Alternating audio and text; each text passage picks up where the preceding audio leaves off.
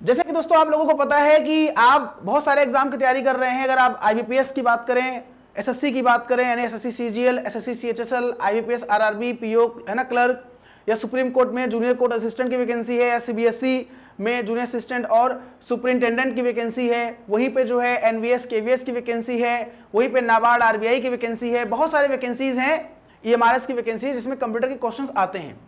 तो उसके लिए अगर आप थ्योरी क्लास करना चाहते हो बहुत कम फीस में, बिल्कुल जीरो से एडवांस तक पढ़ना चाहते हो, तो आप मात्र 300 रुपए में ये हमारा एक कंप्यूटर सिलेक्शन महापैक है जो ज्वाइन कर सकते हो। आप study with Dhirendra sir app install करो, जहां पर आप एक कंप्लीट कोर्स ज्वाइन कर सकते हो, जहां पे video lectures, PDF notes, mock test, सब कुछ आपको वहां पे मिल जाएगा। ठीक है, चलिए आगे बढ़ते हैं और आज के सेशन को स्टार्ट करते हैं। और आज के सेशन का पहला प्रश्न आपके स्क्रीन के सामने है। The output quality of a printer is measured in. Question is that my friends, printer की आउटपुट क्वालिटी को मापा जाता है किसमें? बताइए। प्रिंटर की, है ना,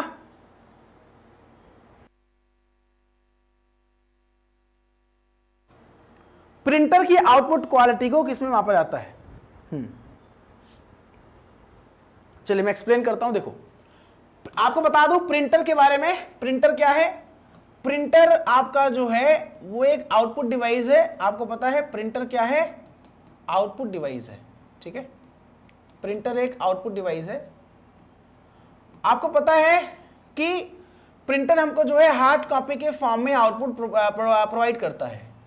प्रिंटर हमको हार्ड कॉपी के फॉर्म में आउटपुट प्रोड्यूस करता है। ठीक है, पता है, ये भी आपको बहुत अच्छे से पता है। चलो भाई, अब आपको पता है इसी क्वालिटी की मेजरमेंट की बात करें, प्रिंटर की क्वालिटी के लिए अगर मेजरमेंट की बात करें, मतलब जैसे होता नहीं कि क्वालिटी मतलब उसकी गुणवत्ता, मतलब कितनी अच्छी क्वालिटी है, क्या है, तो उसके लिए डीपीआई यूज होता है। डीपीआई, और डीपीआई का मतलब होता है डॉट्स पर इंच। डॉट्स पर इंच, डीपीआई का मतलब होता है डॉट्स पर इंच। तो आंसर क्या हो जाएगा? डॉट्स पर inch will be correct answer. ठीक है, प्रिंटर की क्वालिटी को मेजरमेंट करने का जो यूनिट होता है, यूनिट है ना, देखो हर एक चीज का किसी भी चीज का मेजरमेंट करने का यूनिट होता है। ऐसे प्रिंटर की क्वालिटी को मेजरमेंट करने का यूनिट डीपीआई होता है। ऐसे प्रोसेसर की स्पीड को मेजरमेंट करने का यूनिट हर्ट्स होता है। Kilo hertz, mega hertz, giga hertz, tera hertz आपने सुना होगा। ठीक है, ये चीजें। ओके, तनु शर्मा जी, आप जो यहाँ पे एलपीएम आंसर दे रही हैं, एलपीएम या सीपीएम, सीपीएस या एपीपीएम, ये प्रिंटर की स्पीड को मापने का यूनिट होता है। ठीक है, अगर पूछा जाए प्रिंटर की स्पीड को मापने का यूनिट क्या है, प्रिंटर की स्पीड को मापने का यूनिट क्या है, तो एलपीएम जो होता है वो लाइन पर मिनट होता है। लाइन प्रिंटर लाइन पर मिनट। पीपीएम जो होता है पेज प्रिंटर पेज पर मिनट। और सीपीएस जो होता है कैरेक्टर प्रिंटर कैरेक्टर पर सेकेंड। कैरेक्टर प्रिंटर कैरेक्टर पर सेकेंड होता है। इस बात का विशेष करके ध्यान दीजिएगा। बोलो क्लियर है? मुझे लगता है प्रॉपर आपको समझ में आ गया होगा। I hope it's a crystal clear my dear friends. पक्का आगे बढ़े? ठीक है जी, चलो आगे बढ़ते हैं। The computer monitor is connected CPU through. बहुत प्यारा सा प्रश्न है। कंप्यूटर मॉनिटर सीपीयू से कनेक्टेड होता है किसके थ्रू, किसके जरिए? कंप्यूटर मॉनिटर को सीपीयू से किसके माध्यम से जोड़ा जाता है? बस के माध्यम से, केबल के माध्यम से, वायर के माध्यम से, या लाइन ड्राइवर के माध्यम से? सभी लोग आंसर दीजिएगा। सभी लोग आंसर दीजिएगा। बहुत बढ़िया, शानदार शानदार माय फ्रेंड्स, बहुत बढ़िया।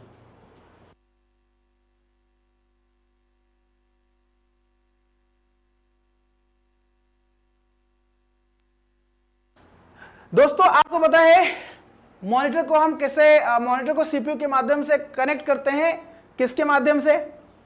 हाँ, वेरी गुड, सभी लोग आंसर दीजिएगा। बहुत प्यारा सा प्रश्न है। नमस्कार सभी लोगों को, राम राम भाई, आंसर दीजिए आप लोग फटाफट।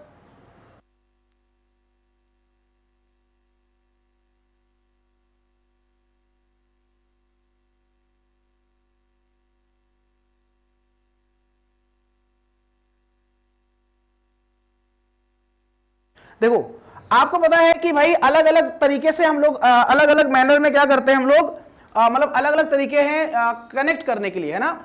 सीपीयू और मॉनिटर को कनेक्ट करने के लिए बेसिकली केबल यूज करते हैं। आपने सुना होगा वीजीए के बारे में, वीजीए के बारे में सुना होगा आपने, एचडीएमआई के बारे में सुना होगा, है ना।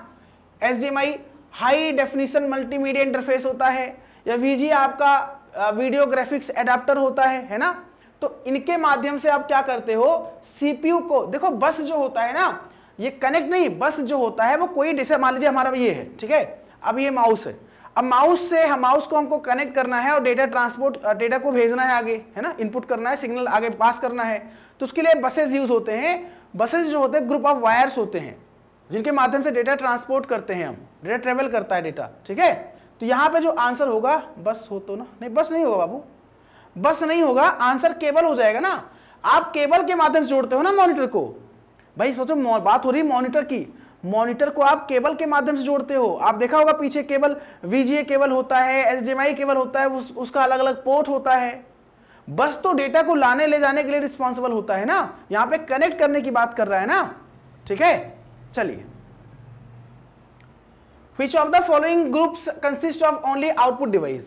इनमें से कौन सा ग्रुप है, कौन सा समूह है जो केवल आउटपुट डिवाइस को डिनोट कर रहा है? आंसर दीजिए आप लोग, सभी लोग आंसर दीजिएगा।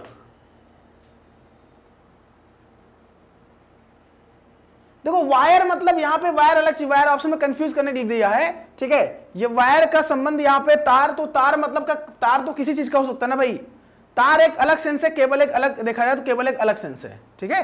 मतलब नॉर्मली लोग बोलचाल की भाषा में बोल देते हैं तार, लेकिन केबल बेसिकली यहां पे आंसर हो जाएगा, जो परफेक्ट आंसर हो जाएगा, ठीक है। आउटपुट डिवाइस जो आपका होता है ग्रुप बताइए। तो अब देखो भाई, स्कैनर जो होता है वो इनपुट डिवाइस होता है, तो ये तो होगा नहीं।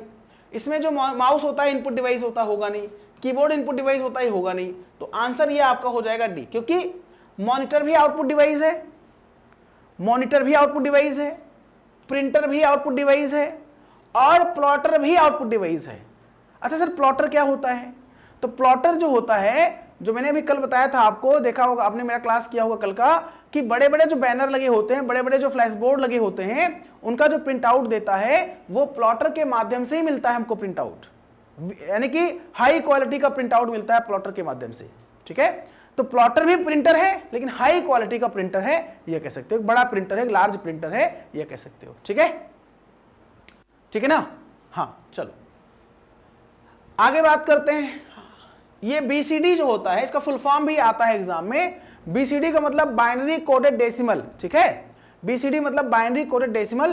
तो कितने डिजिट का ये होता है, ये कोड, ये कितने डिजिट का होता है? आंसर दीजिए आप लोग, चलिए बताइए फटाफट, सभी लोग आंसर दीजिएगा, सभी लोग आंसर दीजिएगा। बीसीडी कितने डिजिट का होता है? तो बीसीडी जो होता है वो 4 डिजिट का होता है। बाइनरी कोडेड डेसिमल कितने बिट का होता है? तो बाइनरी कोडेड डेसिमल 4 बिट्स के होते हैं, 4 बिट के होते हैं। 4 बिट मतलब 1 2 3 4, 4 ऐसे। अगर कोई बोले कि 20 का, समझो मेरी बात, मैं आपको समझा दूं, अगर कोई आपसे बोले 20 का बीसीडी कोड बताइए क्या होगा, 20 का बीसीडी कोड क्या होगा? 20 एक डेसिमल नंबर है, और डेसिमल नंबर का बीसीडी कोड बताइए क्या होगा? तो बीसीडी कोड मतलब कि इसको मैं बाइनरी फॉर्म में लाना है, लेकिन बाइनरी फॉर्म में केवल 4 डिजिट में होना चाहिए, 4 डिजिट से अधिक डिजिट में नहीं होना चाहिए बीसीडी। तो आंसर क्या हो जाएगा?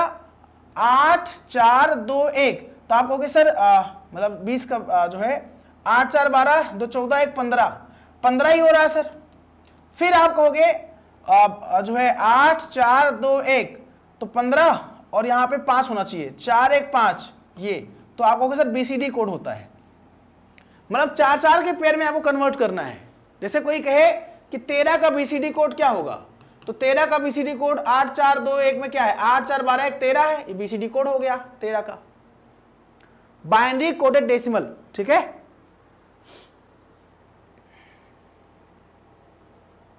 हाँ सर इलाहाबाद हाई कोर्ट में एपीएस की वैकेंसी आने वाली है, उसमें 20 क्वेश्चन आते हैं कंप्यूटर के अच्छे लेवल के। बाबू इससे पहले मैंने इलाहाबाद हाई कोर्ट एपीएस पढ़ाया है, ठीक है, बहुत सारे बच्चे सिलेक्टेड भी हैं, ठीक है, तो अच्छी बात है, आने दीजिए। इलाहाबाद देखो मैं आपको बता दूं, इलाहाबाद हाई कोर्ट एपीएस हो या यूपीपीएससी कराता है, उत्तर प्रदेश लोक सेवा आयोग कराता है एपीएस, मतलब एडिशनल प्राइवेट सेक्रेटरी, जिसे आप अपर निजी सचिव के नाम जानते हो, ठीक है। अच्छी पोस्ट है, बेहतरीन वैकेंसी है, तो वो भी पोस्ट, उसकी वैकेंसीज भी आती हैं। तो उसको मैंने पढ़ाया था लास्ट टाइम, उत्तराखंड एपीएस की वैकेंसी आई थी लास्ट टाइम पढ़ाया था, देखोगे आप यूट्यूब पर मेरी क्लासेस अवेलेबल हैं। मैंने एपीएस, अगर कोई पूरे यूट्यूब पर किसी ने एपीएस पढ़ाया था, केवल मैंने पढ़ाया था एपीएस, एडिशनल प्राइवेट सेक्रेटरी, और अच्छी खासी वैकेंसी आती है और अच्छे लेवल के क्वेश्चंस भी आते हैं, है ना। तो केवल मैंने पढ़ाया था, आप देखिएगा मेरा क्लास दिख जाएगा आपको। तो अच्छी बात है, आगे तैयारी करते रहिए आप, हम आपके साथ में हैं, ठीक है। चलिए आगे, समझ में आ गया आपको। Using Microsoft Word we can simply, Microsoft Word का यूज करके हम क्या कर सकते हैं, माइक्रोसॉफ्ट वर्ड का यूज करके हम क्या कर सकते हैं, बताइए। माइक्रोसॉफ्ट वर्ड का उपयोग करके हम क्या कर सकते हैं।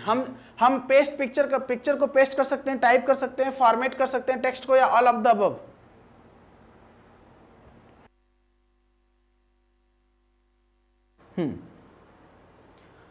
आने वाली वैकेंसी है, आने वाली है, अभी आई नहीं है बिल्कुल। कार्तिक मेरे भाई, आप यू आर एब्सोल्युटली राइट, आने वाली है, ठीक है।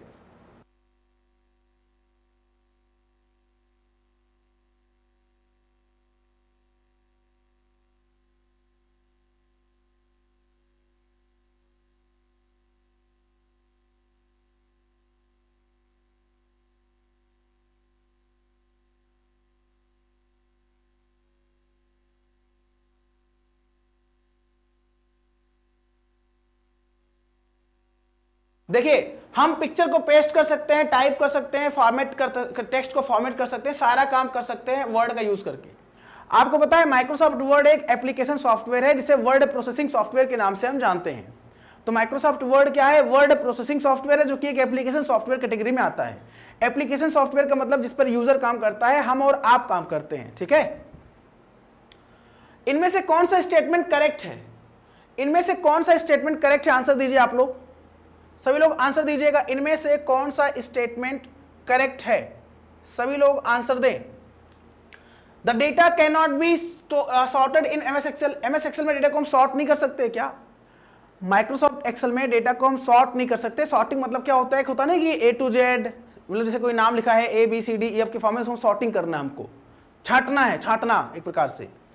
MS Excel has function built in formulas. क्या एक्सेल में बिल्ट इन फंक्शंस होते हैं और फॉर्मूलाज होते हैं बिल्ट इन, मतलब पहले से। जैसे हम लोग क्या करते हैं, इक्वल सम यूज करते हैं, हमारा काम सम वाला हो जाता है। इक्वल हम लोग यूज करते हैं एवरेज, तो हमारा काम हो जाता है एवरेज का, हमारा काम हो जाता है, मतलब हम लोग क्या करते हैं, हम लोग यूज करते हैं, ठीक है। तो आंसर क्या हो जाएगा, दोनों सही है। कौन सा करेक्ट है, बोथ आर करेक्ट भैया। एमएस आई एम सॉरी, इसमें डेटा को हम क्या वो सॉर्ट नहीं कर सकते, गलत बात, ये गलत है। डेटा को हम सॉर्ट कर सकते हैं और ये सही है, तो केवल दूसरा सही है, केवल दूसरा सही है, ठीक है। ध्यान नहीं दिया था मैंने, नहीं बोथ तब सही होता ना जब यहाँ पे कैन नॉट नहीं लगा होता, कैन भी सॉर्टेड होता। तो चूंकि हम एमएस एक्सेल में डेटा को सॉर्ट कर सकते हैं, सॉर्टिंग कर सकते हैं, तो इसमें आंसर जो हो जाएगा वो दूसरा, केवल दूसरा सही है हो जाएगा, ध्यान दीजिएगा, ठीक है। How much data can be stored in CD. CD मतलब होता है कॉम्पैक्ट डिस्क। तो कॉम्पैक्ट डिस्क में कितनी मात्रा में डेटा आप स्टोर कर सकते हैं, सीडी में कितना डेटा स्टोर कर सकते हैं, 300 MB, 400 MB, 670 MB, 700 MB, ठीक है। सर इसमें क्या क्वालिफिकेशन चाहिए, किसकी बात आप कर रहे हैं, प्रिया जी किसकी बात आप कर रहे हैं, किसमें क्वालिफिकेशन के बारे में पूछ रहे हैं आप, बताइए, कोई दिक्कत नहीं, बता दूंगा मैं आपको, ठीक है।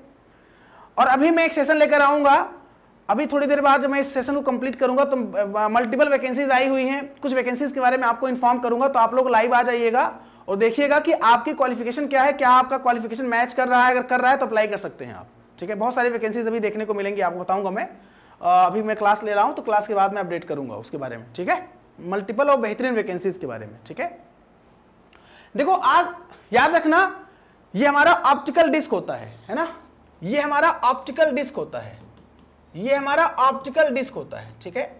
और इसमें सीडी होता है, इसमें डीवीडी होता है, इसमें बीआरडी होता है और इसमें एचवीडी होता है।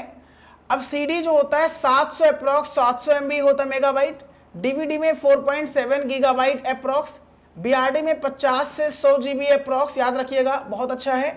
और एचवीडी में होलोग्राफिक वर्सटाइल डिस्क में 6 टेराबाइट अप्रॉक्स, मतलब अप्रॉक्स मतलब ये एक स्टैंडर्ड स्टोरेज कैपेसिटी, मतलब जो है डिस्क है, तो स्टैंडर्ड चीज़ों को स्टोर कर सकता है, स्टैंडर्ड स्टोरेज फॉर्मेट है, कहने का सही है, ठीक है, ठीक है। चलिए, हाँ बिल्कुल, कोई दिक्कत तो नहीं भैया, समझ में आ गया आपको? 700 MB will be correct answer. बोलो क्लियर है? आगे बढ़े। अच्छा लग रहा है सेशन तो लाइक और शेयर भी करिएगा, अपना भरपूर प्यार दीजिए आप लोग, ठीक है? और जहां भी आप सोशल मीडिया पे जुड़े हुए हैं वहां शेयर करिए अपने चैनल को, अपना परिवार आप जल्द से जल्द जो है 1 लाख का बनाइए, ठीक है? चलिए, if Microsoft office button is present in PowerPoint 365 to 21 it is located in any corner of the window. MS word में अगर माइक्रोसॉफ्ट ऑफिस बटन और मौजूद है तो विंडो को किसी कॉर्नर पर स्थित है। मतलब आपको बताना है अगर MS वर्ड में ऑफिस बटन है अगर, तो ये कहां पर है? आपको पता है कि माइक्रोसॉफ्ट वर्ड में ऑफिस बटन कहां होता है? पता है आपको? आपको पता है? बताइए। माइक्रोसॉफ्ट ऑफिस में या वर्ड में जो ऑफिस बटन होता है वो कहां पर होता है? कौन बताएगा? तो भैया ये सबसे यहीं पे आपको देखने को मिलता है और यहीं पे देखने को मिलता है और ये आपका टॉप लेफ्ट कॉर्नर होता है। अब आप जो भी ऑप्शन में देखिए ऐसा कुछ है क्या? टॉप लेफ्ट ऑप्शन में सही हो जाएगा। Top left will be correct answer. Top left will be correct answer, या हाँ बिल्कुल ठीक है।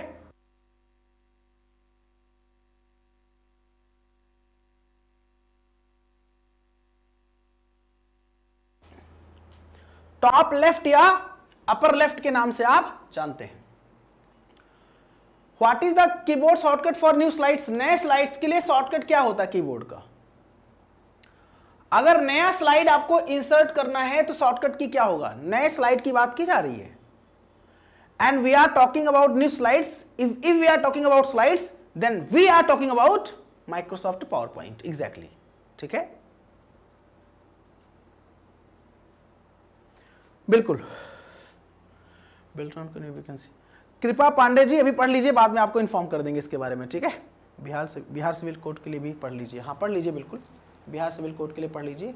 अनिल चौधरी जी रेगुलर क्लास करने आया करो, लापरवाही मत किया करो, ठीक है? चलो, कंट्रोल M जो होता है ना, ये इंसर्ट न्यू स्लाइड के लिए यूज होता है। इंसर्ट न्यू स्लाइड, ये नए स्लाइड के लिए यूज होता है। ये कंट्रोल N जो होता है न्यू फाइल को ओपन करता है ना, न्यू फाइल को ओपन करता है। कंट्रोल S सेव के लिए होता है और कंट्रोल शिफ्ट N जो होता है इनकॉग्निटो विंडो के लिए होता है। ये ब्राउजर में यूज होता है, इनकॉग्निटो विंडो को ओपन करने के लिए होता है, ठीक है? ये आपका कंट्रोल शिफ्ट N। तो आंसर क्या हो जाएगा? Control M। क्यों? ये स्लाइड को इंसर्ट करने के लिए यूज होता है। बोलो ठीक है? नुपुर जी सर आपके क्लास का इंतजार था, थैंक यू सो मच। बिल्कुल आपको इंतजार था तो मैं आ गया, है ना? लो मैं आ गया। चलिए, what is the keyboard shortcut for कॉपिंग slides? दोस्तों अगर हमें स्लाइड कॉपी करना है तो हमें शॉर्टकट की क्या यूज करना पड़ेगा? आंसर दीजिए आप लोग। अच्छा अनिल जी कह रहे हैं बाद में देख लेता हूं, चलो अच्छी बात है। लाइव आया करो, अच्छा लगता है आप लोग जब लाइव इंटरेक्ट होते हो तो मैं देखता हूं आप लोगों का रिस्पॉन्स आता है, तो 2 वे कम्युनिकेशन होता है, इसे बोलते हैं फुल डुप्लेक्स, है ना? चलो देखो, शॉर्टकट जो कॉपी करने का है वो कंट्रोल D होता है। आप कहोगे सर क्या बात कर रहे हो, कॉपी करने का कंट्रोल C होता है, हमने पढ़ा है ना? कंट्रोल D मतलब डुप्लीकेट, डुप्लीकेट स्लाइड। स्लाइड को डुप्लीकेट लाने के लिए हम कंट्रोल D का यूज करते हैं, ठीक है? चलो भाई आगे बढ़ते हैं। A device for video games, flight simulators, training simulators and for controlling industrial robots। नाम बताइए, नाम बताइए फटाफट आप लोग। जितने भी हमारे फ्रेंड्स यहां पे हमसे इंटरेक्ट हो रहे हैं, वीडियो गेम, फ्लाइट सिमुलेटर, प्रशिक्षण सिमुलेटर, औद्योगिक रोबोट को नियंत्रित करने के लिए हम क्या यूज करते हैं? तो वहां पे हम यूज करते हैं जॉयस्टिक। जॉयस्टिक, और मैं बता दूं गेम खेलने में भी जॉयस्टिक का यूज करते हैं दोस्तों, याद रखिएगा। गेम खेलने में भी जॉयस्टिक का यूज करते हैं, गेमिंग में, ठीक है? तो इन सभी जगहों पे, जैसे देखो गाड़ी देखा आपने, फोर व्हीलर का गियर देखा है कैसे होता है? ऐसे आगे लगाओ पीछे लगाओ, वो जॉयस्टिक। तो जॉयस्टिक एक इनपुट डिवाइस है जो गेम खेलने के लिए यूज होता है। माउस भी एक इनपुट डिवाइस है, लाइट पेन भी इनपुट डिवाइस है, कीबोर्ड भी इनपुट डिवाइस है, ठीक है? चलो हाँ, कल 12 बजे आपसे मुलाकात करूंगा, 12 बजे कल आ जाइएगा, आज थोड़ा लेट हो गया था, कल मैं राइट टाइम रहूंगा बिल्कुल 12 बजे, ठीक है। चलिए, the unattended interactive information system such as automatic teller machines or ATM is known as, automated होता है, automatic नहीं होता है, automated teller machine होता है, automated बोलते हैं, ठीक है, automated teller machine बोलते हैं, ठीक है, ATM। तो कहा गया है कि जो अनअटेंडेड इंटरैक्टिव इंफॉर्मेशन सिस्टम होता है, जो स्वचालित टेलर मशीन या एटीएम कहा जाता है, उसे क्या कहते हैं? आपने देखा होगा, आप कहीं जाते हो एटीएम पे या आप एयरपोर्ट जाते हो या स्टेशन जाते हो, वहां बड़ा बड़ा बोर्ड लगा होता है, उस पर चीजें लिख के नहीं आती, ये गाड़ी इतने बजे आएगी, ये गाड़ी इतने बजे जाएगी, या एटीएम पे देखा होगा लिखा होता है कि वेलकम, आप इनपुट करते हो, तो उसे कियोस्क बोलते हैं, उसे कियोस्क बोलते हैं। ये प्रश्न इंपॉर्टेंट है, ये प्रश्न महत्वपूर्ण है, इसे बोलते हैं कियोस्क, ठीक है। सर कीबोर्ड सही खेल लेता है सर, अच्छा मैं कीबोर्ड से भी खेल लेता हूँ, नहीं खेलने का तो अच्छी बात है, बट आंसर सही वहां पर जॉयस्टिक था, ठीक है। चलिए कोई नहीं, आगे बढ़ता हूं। Which of the following keyboard shortcut can be used for the change case operation in Microsoft PowerPoint? MS PowerPoint में चेंज केस का शॉर्टकट की क्या होता है? मतलब अगर हमें चेंज केस समझते हो क्या होता है? कोई बताओ चेंज केस क्या होता है? देखो मैं समझा दूं आपको, चेंज केस क्या होता है। चेंज केस का मतलब होता है सेंटेंस केस, सेंटेंस केस, ठीक है, अपर केस, ठीक है, लोअर केस, ठीक है, टॉगल केस, ठीक है, ठीक है, और 1 2 3 4 जो है टाइटल केस, टाइटल केस बोलते हो आप, टाइटल केस या कैपिटलाइज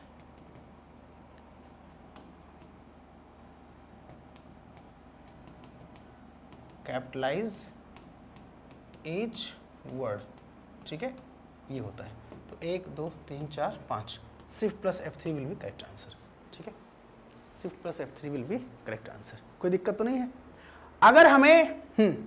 अगर हमें क्या करना है, चेंज केस करना है। चेंज केस मतलब टाइटल केस को अपर केस में, अपर केस को लोअर केस में, लोअर केस को अलग अलग केस में, तो हम शिफ्ट प्लस F3 यूज करते हैं। याद रखिएगा पावर पॉइंट में शिफ्ट प्लस F5 का मतलब होता है जब हम स्लाइड को रन कराते हैं फ्रॉम द करंट स्लाइड, ठीक है, स्लाइड को हम शो कराते हैं फ्रॉम करंट स्लाइड, ठीक है, करंट स्लाइड से शो कराते हैं तो answer shift plus F5 use करते हैं, ठीक है, करंट स्लाइड से कराते हैं तो शिफ्ट प्लस F5 यूज करते हैं। बोलो क्लियर है?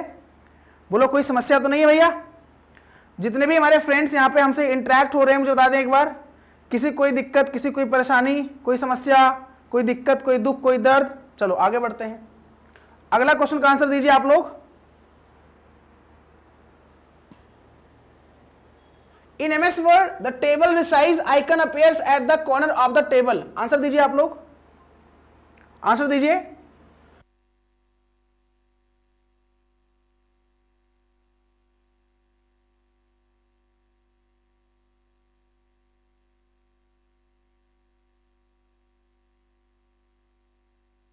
आंसर दीजिएगा।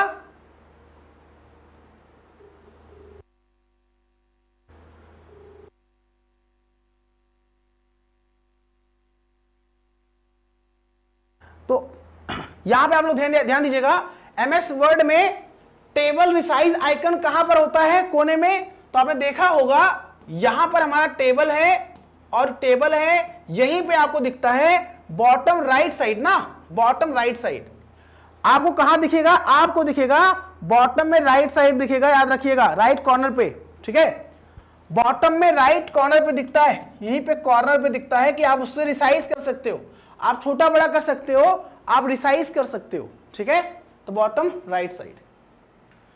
Which of the following is used to produce a specific pulse at a fixed rate of time synchronize a computer's operations? इसने कहा है कंप्यूटर के संचालन को सिंक्रोनाइज करने के लिए इनमें से किसका उपयोग निश्चित समय पर एक विशिष्ट पल्स उत्पन्न करने के लिए किया जाता है? Device driver, system clock, system बस या ALU? आंसर दीजिए आप लोग। वेरी गुड, कोई भी समस्या नहीं है, बहुत बहुत धन्यवाद आपका।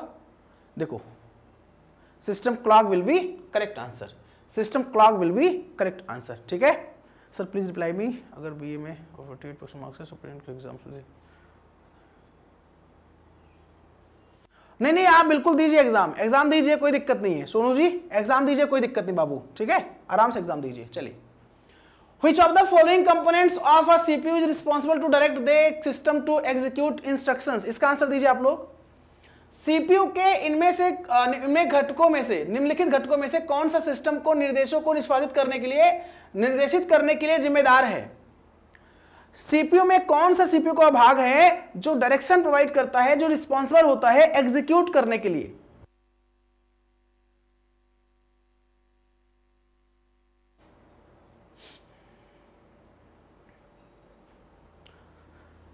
आप आंसर दीजिए, बहुत प्यारा सा प्रश्न है, बहुत अच्छा प्रश्न है दोस्तों, सभी लोग आंसर दीजिएगा। Question is that which of the following components of a CPU is responsible to direct the system to execute instructions. तो मैं आपको बता दूं, सीपीयू के 3 भाग होते हैं, सीपीयू के 3 भाग होते हैं, एक सीयू होता है, एक एमयू होता है और एक एलयू होता है। सीपीयू यानी सेंट्रल प्रोसेसिंग यूनिट, जिसे हम लोग क्या कहते हैं, ब्रेन ऑफ कंप्यूटर कहते हैं। क्या कहते हैं? ब्रेन ऑफ कंप्यूटर कहते हैं। यानी कि सीपीयू हमारे कंप्यूटर का मस्तिष्क है। आप देखिएगा आपके परीक्षा में यहां से प्रश्न 100% फंसेगा, ये मेरी गारंटी है, मतलब जो पढ़ा रहा हूं मैं, ठीक है। ब्रेन ऑफ कंप्यूटर सीपीयू है। कितने पार्ट्स होते हैं सीपीयू के? 3 भाग होते हैं। सीयू होता है कंट्रोल यूनिट, एमयू होता है मेमोरी यूनिट और एलयू होता है अर्थमेटिक लॉजिक यूनिट। सर क्या होता है ये? सीयू का काम होता है कंट्रोल करना, जैसे कहा गया है कि डायरेक्ट करता है सिस्टम को, जो इंफॉर्मेशन होता है उसे इंस्ट्रक्शंस को एग्जीक्यूट करने के लिए। तो इंस्ट्रक्शंस को एग्जीक्यूट तो एलयू करता है। जितना भी अर्थमेटिकल लॉजिकल ऑपरेशन परफॉर्म होता है कौन करता है? तो arithmetical logical operation arithmetic logic unit perform करता है। चीजों को स्टोर कौन करता है? चीजों को स्टोर मेमोरी यूनिट करता है, जो कि मेमोरी यूनिट हमारे कंप्यूटर का वेटिंग रूम होता है। मेमोरी यूनिट हमारे कंप्यूटर का वेटिंग रूम होता है। सीयू क्या करता है? सीयू जितने भी इंस्ट्रक्शंस होते हैं उनको डायरेक्शन प्रोवाइड करता है, कंट्रोल और मैनेज करने काम करता है, ठीक है। ऐसे समझो आप, ये ब्लॉक डायग्राम होता है सीपीयू का। ऐसे यहां पे एमयू होता है मेमोरी यूनिट, यहां पे सीयू होता है कंट्रोल यूनिट और यहां पे एलयू होता है अर्थमेटिक लॉजिक यूनिट होता है। यहां पे एलयू होता है और डेटा यहां से, इनपुट यहां से गया, इनपुट यहां से गया और यहां पे आउटपुट मिला, ठीक है। और यहां पे ऊपर जो होता है वो सेकेंडरी मेमोरी होता है। ऊपर जो होता है वो सेकेंडरी मेमोरी होता है ऊपर, ये विशेष करके ध्यान दीजिएगा। तो डेटा पहले यहां से गया, कहां? पहले कहां गया? डेटा पहले सीयू से गया एमयू के पास, फिर एमयू से सीयू, फिर एलयू। मतलब डेटा जो है, लेकिन डेटा को भेज कौन रहा है? भेजने काम कर रहा है कंट्रोल यूनिट। डेटा को भेजने काम कौन कर रहा है? Control unit. यानी ओवरऑल जो इंटरनल ऑपरेशन है उनको कंट्रोल करने काम कौन कर रहा है? Control unit. टेम्परेरी डेटा को अस्थायी रूप से टेम्परेरी स्टोर कौन कर रहा है? मेमोरी यूनिट, जिसे हम रैम बोलते हैं, कंप्यूटर का वेटिंग रूम। और एलयू अर्थमेटिकल लॉजिकल ऑपरेशन कहां परफॉर्म हो रहा है? जोड़ना, गुणा करना, भाग करना, घटाव करना, कंपेयर करना, वो एलयू हो रहा है। Arithmetic logic unit will be correct answer. ये एक्सेल का एक फॉर्मूला है और एवरेज का, आपको एवरेज निकाल के आंसर देना है। बताइए क्या होगा, सभी लोग बताइए। मैं चाहता हूं जितने भी हमारे फ्रेंड्स हमसे यहां पे मुखातिब हो रहे हैं, इंटरेक्ट हो रहे हैं। अच्छा, मैं आपको एक बात और बता दूं, ये जो मैं डिस्कस कर रहा हूं क्वेश्चंस, इनका पीडीएफ कहां मिलेगा आपको पता है? इनका पीडीएफ आपको मेरे टेलीग्राम चैनल में मिल जाएगा। तो मेरा जो टेलीग्राम चैनल है उसका नाम है धीरेन्द्र सर ऑफिशियल, आप जरूर ज्वाइन कर लीजिएगा। इसलिए ज्वाइन कर लीजिएगा क्योंकि आपको यहां पर पीडीएफ क्लास की प्रोवाइड करी जाएगी, साथ साथ जो भी क्लास के बारे में जो इन्फॉर्मेशन होती है वो सारी वहां पे आपको जो है जानकारी साझा करी जाती है, आपसे प्रोवाइड करी जाती है जानकारी आपको, और कोई वैकेंसी आती है उसकी भी जानकारी आपको प्रोवाइड करी जाती है। तो ज्वाइन कर लीजिएगा आप लोग टेलीग्राम को, ठीक है। चलिए, 10 5 15 15 10 25 25 15 5 5 10 2 3 40 40 1 2 3 4 5 5 8 40 8, आंसर आपका 8, ठीक है। आपको पता है क्या होता है कि एवरेज का मतलब होता है औसत, और औसत मतलब होता है sum of total number divide by total number. औसत का मतलब होता है टोटल नंबर का सम। अरे भाई कितना? 15 10 25 25 5 30 30 10 40, और अब जोड़ोगे तो मतलब आप डिवाइड करोगे तो 1 2 3 4 5 5 से डिवाइड करोगे आप, यही तो है। हाँ भैया जीरो भी काउंट होगा प्रभु, कहां दिमाग, अरे भाई ये देखो एक ऐसे जोड़ते हो ना आप, तो भाई आप जोड़ोगे इसमें जीरो मतलब कुछ नहीं, तो लेकिन जब काउंट करोगे तो 1 2 3 4 5 सब काउंट होता है, कंफ्यूज मत होना, ये गलती मत करना मेरे भाई, ठीक है। Which of the following is the basic communication protocol required for computers that use the internet? मतलब निम्नलिखित में से कौन सा बुनियादी संचार प्रोटोकॉल है, बेसिक प्रोटोकॉल है, जो इंटरनेट का उपयोग करने वाले कंप्यूटर के लिए आवश्यक है। जो कंप्यूटर्स इंटरनेट का यूज करते हैं, वो इंटरनेट में पार्टिसिपेट करते हैं, उसके लिए कौन सा प्रोटोकॉल इंपॉर्टेंट है। कुल मिलाकर इंटरनेट में नहीं, जीरो छोड़ना नहीं है, ठीक है। चलो, तो भैया ये टीसीपी आईपी, ये इंटरनेट प्रोटोकॉल के लिए रिस्पॉन्सिबल है, इसे बोलते हैं ट्रांसमिशन कंट्रोल प्रोटोकॉल, और आईपी मतलब होता है इंटरनेट प्रोटोकॉल, ठीक है। तो आईपी मतलब जो होता है वो इंटरनेट प्रोटोकॉल होता है, और टीसीपी मतलब जो होता है वो ट्रांसमिशन कंट्रोल प्रोटोकॉल होता है। और यही जो है इंटरनेट, इसी की वजह से इंटरनेट एग्जिस्टेंस है इंटरनेट का। इंटरनेट कब आया था, तो 1983 में ये डेवलप किया गया था, टीसीपी आईपी मॉडल। हमारा इंटरनेट किस मॉडल पर आधारित है, हमारा इंटरनेट टीसीपी आईपी मॉडल पर आधारित है, याद रखिएगा, ये नोट कर लीजिएगा। टीसीपी आईपी इंपॉर्टेंट है, महत्वपूर्ण है, हमारा इंटरनेट इसी मॉडल पर काम करता है, इसी को फॉलो करता है इंटरनेट, ठीक है। तो ये बोला गया है, which of the following is the basic communication protocol required for the computers that uses the internet, ये तो है। तो answer TCP IP will be correct answer, कोई दिक्कत तो नहीं है। बेसिक, हाँ, मतलब इंटरनेट के लिए यही रिक्वायर्ड होता है।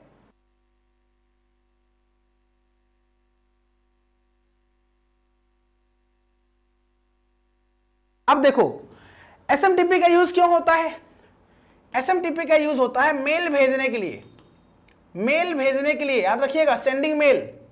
एसएमटीपी का मेल यूज क्यों होता है, सेंडिंग मेल, मेल भेजने के लिए, सेंडिंग मेल, ठीक है। टेलनेट का यूज होता है रिमोट कंट्रोल, रिमोट लॉगिन करने के लिए, ठीक है। और एफटीपी का फाइल ट्रांसफर, याद रखिएगा, सब इंपॉर्टेंट है आपके लिए। फाइल ट्रांसफर, फाइल को एक जगह से दूसरी जगह ट्रांसमिट करने के लिए हम एफटीपी का यूज करते हैं। टेलनेट रिमोट कंट्रोल होता है, जैसे मैं अयोध्या से क्लास ले रहा हूं, आपने कहा धीरेन्द्र सर आप अयोध्या से, मैं जो है बॉम्बे से हूं, और मेरे सिस्टम को आप सपोर्ट पर ले सकते हैं, मैंने कहा बिल्कुल ले लूंगा। आपके सिस्टम को मैं सपोर्ट पर लेकर यूज कर रहा हूं बिकॉज ऑफ टेलनेट प्रोटोकॉल, ठीक है। चलो, एसएमटीपी का मतलब simple mail transfer protocol, mail भेजने के लिए। एफटीपी मतलब फाइल ट्रांसफर प्रोटोकॉल, याद रखिएगा, ठीक है। अब प्रोटोकॉल क्या होता है, protocols are set of rule that govern the data communication. Protocols set of rule होते हैं जो डेटा कम्युनिकेशन को गवर्न करते हैं। In MS Word it is a structure of vertical columns and horizontal rows with a cell at every with a cell of every intersection।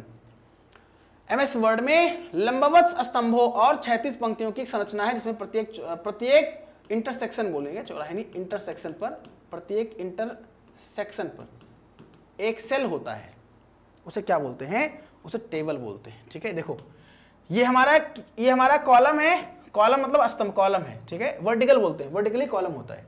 ये horizontal है, horizontal हमारा रो है, ठीक है, और ये हमारा क्या है, सेल है।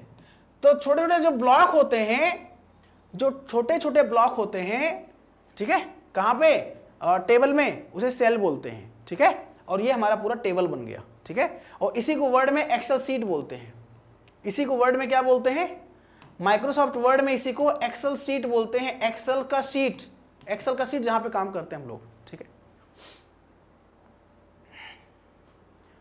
भाई लाइक वाइक कर दो, देखो यहाँ पे कुछ लोग कह रहे हैं सर इतने लोग क्लास लाइव देख रहे हैं, बट क्लास को लाइक केवल 2 लोगों ने किया है। भाई तो ये अच्छी बात नहीं है, आप लोग लाइक वाइक भी कर दिया करो यार, क्लास को है, अच्छा लगेगा, हमको भी अच्छा लगेगा, है भाई।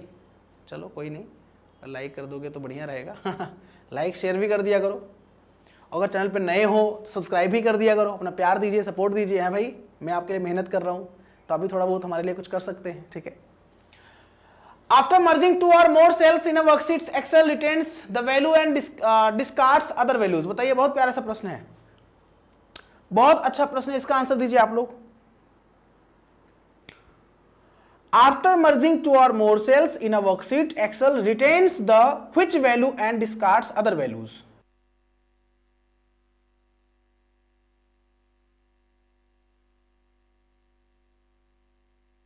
इसने ये कहा ना, वर्कशीट में 2 या 2 से अधिक सेल को जब आप मर्ज करते हो तो एक्सेल में कौन सी वैल्यू बरकरार रहती है और कौन सी वैल्यू जो है अन्य वैल्यू को हटा देता है। ठीक है, बहुत अच्छा प्रश्न है, बहुत बढ़िया प्रश्न है, ध्यान दीजिएगा आप लोग। ठीक है, तो मैं रिपीट कर दूं, जैसे आपने एक्सेल में सेल मर्ज किया, ये हमारा सेल, देखो ये हमारा सेल है, ये हमारा सेल, बोला है कि उसमें आपने सेल मर्ज करना, सेल आपने मर्ज किया, तो सेल है, जो सेल है आपने मर्ज किया, 1-2 सेल कर दिया, तो जो वैल्यू हटेगी, जो वैल्यू रहेगी, कौन सी वैल्यू रहेगी, अपर लेफ्ट वैल्यू या टॉप लेफ्ट वैल्यू कह सकते हो आप, टॉप लेफ्ट वैल्यू, ये बरकरार रहेगी, ये बरकरार रहेगी, बाकी वैल्यू हट जाएगी। ठीक है, सिविल कोर्ट मेंस के लिए टॉपिक वाइज क्लास लेके आइए सब प्लीज। देखो Manish Thakur ji, topic wise class तो हालांकि मैंने इससे पहले प्रोवाइड किया है, आप देखोगे मेरा app study with Dhirendra sir, तो study with Dhirendra sir app में आपको पूरा मेंस बैच दिख जाएगा। बहुत मिनिमल, बहुत ही कम फीस में मैंने लॉन्च किया बैच को। बाकी study with Dhirendra sir YouTube channel जहाँ पे आप क्लास करो, यहाँ प्रैक्टिस हम कराते रहेंगे, डोंट वरी। ठीक है, तो प्रैक्टिस हम कराते रहेंगे, ठीक है, डोंट वरी, परेशान मत होइए आप। चलिए, SDRM में S का मतलब क्या होता है, इनका एग्जाम हो जाए, है ना, इन लोगों का एग्जाम संडे को हो जाए, उसके बाद आपका स्टार्ट होगा, डोंट वरी, परेशान होने की आवश्यकता नहीं है। ठीक है, तब तक क्लास करते रहिए आप लोग। SDRAM में S का मतलब क्या होता है, देखो रैम थोड़ा मैं समझा दूं आपको। देखो जैसे SDRAM है, तो SDRAM मतलब क्या होता है, SDRAM है ना, तो SDRAM मतलब होता है सिंक्रोनस S, D मतलब डायनेमिक, बाकी रैम मतलब रैंडम एक्सेस मेमोरी, तो S मतलब synchronous dynamic random access memory, SDRAM, तो answer synchronous will be correct answer, synchronous will be correct answer.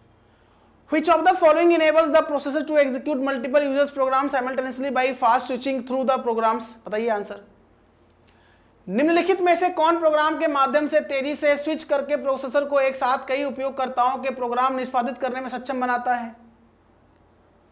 मतलब एक साथ प्रोसेसर को एक साथ कई यूजर्स के प्रोग्राम को एग्जीक्यूट करने में इनेबल करता है, सक्षम बनाता है, उसे कहते हैं, क्या बोलते हैं? बहुत प्यारा प्रश्न, इसका आंसर दीजिए आप लोग, सभी लोग आंसर दीजिएगा। Which of the following enables the processor to execute multiple users programs simultaneously by fast switching through the programs?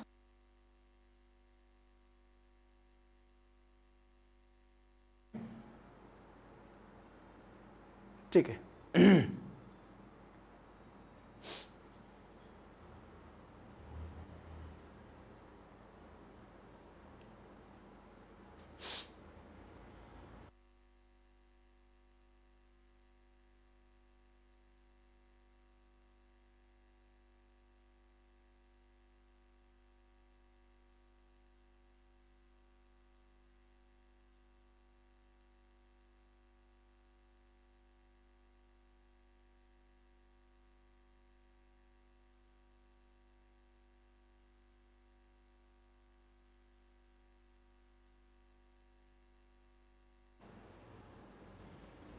ठीक है, हो गया। अच्छा यहां पे क्या था, एक मिनट रुकिए। ठीक है, इसे हम लोग मल्टी थ्रेडिंग के नाम जानते हैं, मल्टी थ्रेडिंग। ठीक है, मल्टी, हाँ चलो। The unit GPS which is used these days to measure the capacity of the network links stands for. आज के समय में जीबीपीएस जिसका उपयोग इन दिनों नेटवर्क लिंक की क्षमता को मापने के लिए किया जाता है, उसे क्या कहते हैं? आंसर दीजिए आप लोग। नहीं, मल्टी प्रोग्रामिंग नहीं बोलेंगे उसे ना। मल्टी प्रोग्रामिंग मतलब क्या होता है, एक मिनट, अच्छा क्या बोला गया था, program simultaneously by fast switching, अच्छा स्विचिंग नहीं, सॉरी, मल्टी प्रोग्रामिंग हो जाएगा। मल्टी प्रोग्रामिंग में क्या होता है कि एक साथ कई प्रोग्राम्स, मतलब ऐसा होता है ना, जैसे आपने, मैं समझा दूं, ध्यान नहीं दिया, समझा दूं मैं, जैसे आपने कई प्रोग्राम ओपन कर रखा है, वर्ड ओपन कर रखा है, एक्सेल ओपन कर रखा है और पावर पॉइंट ओपन कर रखा है, होता नहीं कि, तो एक बार आपने वर्ड ओपन किया, एक प्रोग्राम हो गया, आपने एक्सेल ओपन किया, एक प्रोग्राम हो गया, आपने पावर पॉइंट ओपन किया, एक प्रोग्राम हो गया, तो मल्टीपल प्रोग्राम ओपन है। तो अब चूंकि सीपीयू एक ही है, तो एक ही सीपीयू पर मल्टीपल प्रोग्राम ओपन है, और जब हम वर्ड पे काम कर रहे हैं, और हमारा एक्सेल पीछे काम चल रहा है, वो पावर पॉइंट भी चल रहा है, मतलब एक साथ हम मल्टीपल प्रोग्राम को ओपन किए हैं। ओपन कहां पर है? एक सिंगल सीपीयू हमारा सिस्टम है, तो उसे मल्टी प्रोग्रामिंग कहते हैं। साइमल्टेनियसली लिखा हुआ है कि एक साथ आप स्विच करते हो तो उसे आप मल्टी प्रोग्रामिंग कहते हो। सॉरी, ध्यान नहीं दिया था यहाँ पे, आंसर मल्टी, ये जब मल्टीटास्किंग होता है ना कि एक साथ कई टास्क आप परफॉर्म करते हो तो मल्टी थ्रेडिंग या मल्टीटास्किंग के अंतर्गत आता है। ठीक है, चलो, तो इसे हम बोलते हैं gigabits per second. Gigabits per second, gigabits per second will be correct answer. ठीक है, जीबीपीएस का मतलब होता है गीगाबिट्स पर सेकेंड। देखो मैं आपको समझा दूं, ध्यान दीजिएगा। अगर बीपीएस है तो मतलब बिट्स पर सेकेंड है, अगर केबीपीएस है तो किलोबिट्स पर सेकेंड है। ठीक है, अगर एमबीपीएस है तो मेगाबिट्स पर सेकेंड है। ठीक है, अगर जीबीपीएस है तो गीगाबिट्स पर सेकेंड है, और टीबीपीएस है तो टेराबिट्स पर सेकेंड है। ये ध्यान दीजिएगा आप लोग। ठीक है, हाँ ठीक है, समझ में आया? तो जैसे आप कहते हैं ना मेरे इंटरनेट की स्पीड इतनी है, आप कहते हो मेरे इंटरनेट में इतना एमबीपीएस का स्पीड आ रहा है, इतना जीबीपीएस का स्पीड आ रहा है। तो जब इंटरनेट स्पीड की बात करते हैं तो उस संदर्भ में आप में जो है एमबीपीएस जीबीपीएस इसकी बात करते हैं। ठीक है, और वहीं सीपीयू की स्पीड की बात कर रहे होते हैं आप, तो सीपीयू की स्पीड में आप किलोहर्ट्ज, मेगाहर्ट्ज, गीगाहर्ट्ज की बात कर रहे होते हैं। याद रखिएगा, सीपीयू की स्पीड के सेंस में आप मेगाहर्ट्ज, गीगाहर्ट्ज, टेराहर्ट्ज बोलते हो, और इंटरनेट की स्पीड्स में आप बोलते हो केबीपीएस, एमबीपीएस, जीबीपीएस से बोलते हो आप। और एक बात मैं और बता दूं आपको, यहां पर स्मॉल भी अगर ये लिखा होता है, ये लिखा होता तो इसका मतलब होता है गीगा, याद रखना, गीगा बाइट्स पर सेकेंड, गीगा बाइट्स पर सेकेंड। ठीक है, अगर ये लिखा होता तो गीगा बाइट्स पर सेकेंड। ठीक है, मुझे लगता है आपको प्रॉपर समझ में आ रहा होगा। जीबीपीएस गीगाबाइट्स पर सेकेंड। ठीक है, यहां पे गीगाबाइट्स है ना, तो कैपिटल जीबीपीएस होता है। ठीक है, कंफ्यूज मत होना। ये आपको मिलान करना है, आईपी एड्रेस से मिलान करना है, मिलान करके आंसर दीजिए आप लोग। चलिए, हाँ, मिलान करके आंसर दीजिए आप लोग फटाफट। चलिए आंसर दीजिए फटाफट, फटाफट आंसर दीजिए, फटाफट फटाफट।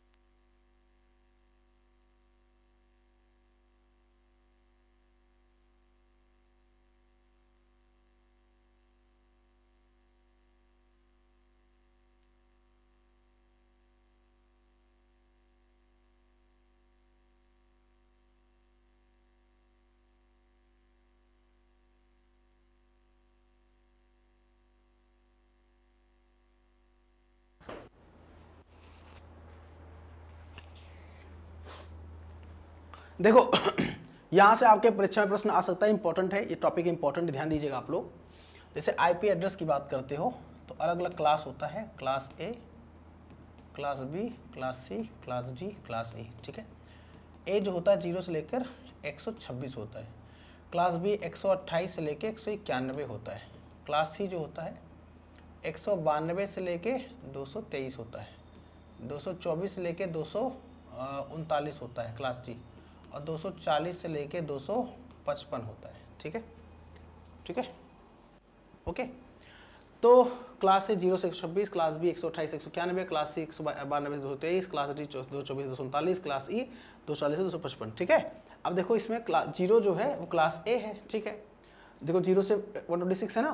क्लास सी मतलब क्या? क्लास सी मतलब 192 से 223, तो 192 से 223, 224 से 239, गलत लिख उठा है, यहाँ क्लास ई होना चाहिए था, यहाँ क्लास ई होना चाहिए था। ठीक है, गलत टाइप हो गया है, यहाँ पे क्लास ई, चूँकि एक क्लास ई में आता है ना 40 से 240 क्लास ई में आता है। ठीक है, तो पहले का बी, दूसरे का सी और तीसरे का ए, तो आंसर ये हो जाएगा। लेकिन ये फ्रॉम स्प्रिंट था, यहाँ पे क्लास ई होना चाहिए। ठीक है, क्लास ई होना चाहिए। ठीक है, आप बीपीयू के लिए देख सकते हैं। ठीक है, वीपीयू के लिए आप देख सकते हैं, जो मैं क्लास पढ़ा रहा हूँ ये भी देख सकते हैं, शाम को जब 5 बजे लाइव आता हूँ वो भी देख सकते हैं आप, और बाकी प्रीवियस क्लास भी देख सकते हैं आप। ठीक है, वीपीयू के लिए मैं शाम को 5 बजे लाइव आता हूँ। ठीक है, वो आप देखिए आराम से, कोई दिक्कत नहीं है। ठीक है, चलिए समझ में आ गया कि नहीं आया? मतलब ये यहाँ कोई दिक्कत तो नहीं है। क्लास आपको याद, रेंज याद होना चाहिए आपको, रेंज ये मैंने पहले ही पढ़ा रखा है। रेंज आपको 0 से लेकर 126 आपका जो होता है क्लास ए, 128 से अब सोचोगे आप, दिमाग में आएगा सर 127 कहाँ गया? आपके दिमाग में आएगा सर आपने तो 127 लिखा नहीं। 127 रिजर्व होता है, रिजर्व आईपी होता है। 127 रिजर्व आईपी है लूप बैक टेस्टिंग के लिए। ठीक है, उसका यहाँ पे मेंशन नहीं करते हैं। ठीक है, इसमें बताना है कौन सा ऑप्शन बेस्ट डिस्क्राइब करता है truthfulness of the following statements, मतलब कौन सा स्टेटमेंट सही या गलत है इसके बारे में बताना है आपको। ठीक है, पढ़ के आंसर दीजिए आप लोग। Look back, very good. 2 मोर रेप्स जी, वीपीओ के लिए एग्जाम क्लास देख सकते हैं आप, अदरवाइज मैं शाम को तो क्लास लाता हूं, उसको भी देखिए आप। ठीक है, चलिए देखिए, उस विकल्प का चयन करें जो इनमें से कथनों की सत्यता का सबसे अच्छा वर्णन करता है। ईमेल पते में डॉट वर्ड नहीं हो सकता है। क्या ईमेल में डॉट यूज नहीं हो सकता है? गलत बात है भाई। Email address also contain domain name, ठीक है, केवल दूसरा सही है, पहला गलत है। अरे भाई, क्या ईमेल में डॉट नहीं हो सकता है? ये मेरा ईमेल आईडी है DP सिंह, ठीक है, या ऐसे कर दूं मैं धीरू.सिंह, DHIRU धीरू.सिंह 0291@gmail। तो ये क्या है? ये डॉट यहाँ यूज नहीं हुआ है, और ये जो @gmail.com डोमेन नेम ही तो है। या आप जो यूज कर रहे हो @gmail.com, ये क्या है? ये डोमेन नेम ही तो है, डोमेन नेम ही तो है। बोलो, अरे भाई जो आप जीमेल यूज करते हो gmail.com, ठीक है, या rediffmail.com या rediffmail.com है, rediffmail.com, ठीक है, ये .com, ये या yandex करके .com ऐसे, तो क्या है ये सब? आपका जो है वो क्या बोलते हैं इसको, डोमेन नेम ही तो है, डोमेन नेम ही तो है। बोलो, तो डोमेन नेम तो होता है, बस ये नहीं होता है। ठीक है, ईमेल आईडी में। समझ में आ गया? ठीक है, कोई दिक्कत तो नहीं है। चलिए आगे बढ़ते हैं। Which of the following usually starts automatically after the computers has no user input for the present time? अच्छा, मतलब अगर आप कंप्यूटर पे काम कर रहे हो, कुछ देर बाद इससे कंप्यूटर को छोड़ देते हैं तो अपने आप स्टार्ट हो जाता है, उसे क्या बोलते हैं? क्वेश्चन पूछा गया है कि इनमें से कौन सा आमतौर पर कंप्यूटर के पूर्व निर्धारित समय के लिए कई उपयोगकर्ता इनपुट नहीं होने के बाद भी, वे कोई उपयोगकर्ता के इनपुट नहीं होने के बाद भी स्वचालित रूप से प्रारंभ होता है? बताइए, स्वचालित रूप से प्रारंभ होता है, बताइए। तो उसे स्क्रीन सेवर के नाम से जानते हैं। ठीक है, क्या कहते हैं? स्क्रीन सेवर के नाम से जानते हैं। Screen saver will be correct answer. ठीक है, Which of the following is considered to be special purpose memory residing with the CPU? इनमें से कौन सी CPU के भीतर रहने वाली विशेष उद्देश्य मेमोरी मानी जाती है? Most important question, most important question, बताइए, आंसर दीजिए आप लोग। CPU के अंदर है, और क्या है? CPU के अंदर है और सबसे इंपॉर्टेंट मेमोरी है, विशेष पर्पस के लिए बोला गया। आंसर दीजिए, आप सभी लोग आंसर दीजिए।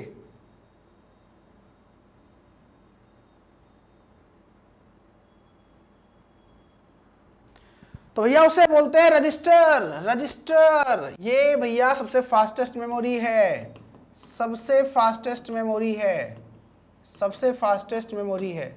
ठीक है, सबसे फास्टेस्ट मेमोरी है, समझे भैया? देखो, रजिस्टर सबसे फास्टेस्ट, रजिस्टर के बाद कैश के बाद रैम। ठीक है, याद रखिएगा। ठीक है, ठीक है। Windows notification area is a part of, Windows अधिसूचना क्षेत्र किसका हिस्सा होता है? विंडोज नोटिफिकेशन किसका पार्ट होता है? जो विंडोज पे नोटिफिकेशन आपको दिखता है वो किसका पार्ट होता है? बताइए। तो भैया पार्ट तो आपको टास्क बार पे दिखता है ना भाई, मतलब कहाँ दिखता है आप खुद बताइए। यहाँ पे आपको दिखता नहीं नोटिफिकेशन राइट साइड पे टास्क बार पे, तो टास्क बार पे राइट नीचे जो दिखता है आपको वो क्या, आप खुद बताइए क्या है? ये बताइए क्या है? यहाँ पे जो दिखता है ये नोटिफिकेशन एरिया ही तो है, बोलो। ठीक है, चलिए समझ में आ गया। चलिए, press function key and then use any of the arrow key to select the portion of the certain text in a word documents. क्या बोला गया? MS वर्ड दस्तावेज में कुछ पाठ के हिस्से का चयन करने के लिए फंक्शन कुंजी दबाएं और फिर किसी भी तीर की कुंजी को दबाएं। इसका बताइए आंसर क्या होगा? इसका आंसर क्या होगा? सभी लोग बताएं। मतलब अगर आपको सेलेक्ट करना है press function key and then use any of the arrow keys to select the portion of the certain text in a Word document.